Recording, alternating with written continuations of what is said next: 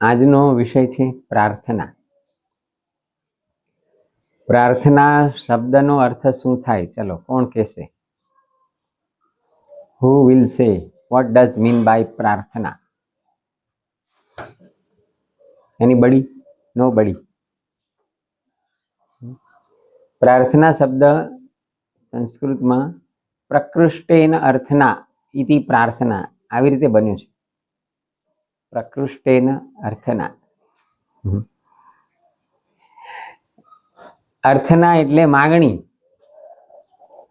માગવાનું જે છે ને એને પ્રકૃષ્ટ એટલે શ્રેષ્ઠ કરવાનું.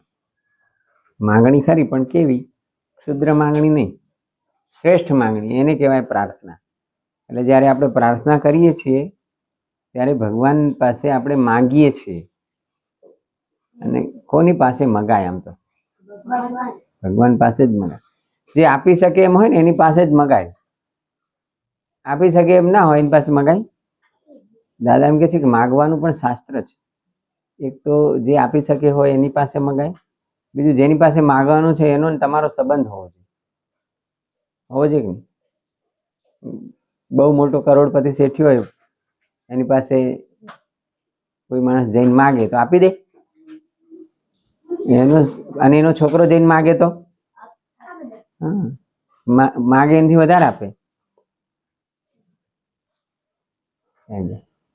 આગળ આવી જાવ. એટલે આગળ આવી જાવ. કોણ છે પાછળથી? ગુરુ છે? હા, પાછળથી આવી જાય બેટા. પ્રકૃષ્ટેન અર્થના ઇતિ પ્રાર્થના. બોલો.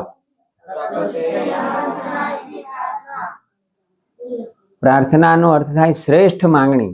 ભગવાન પાસે માગવાનું, એને શ્રેષ્ઠ માંગણી કહેવાય.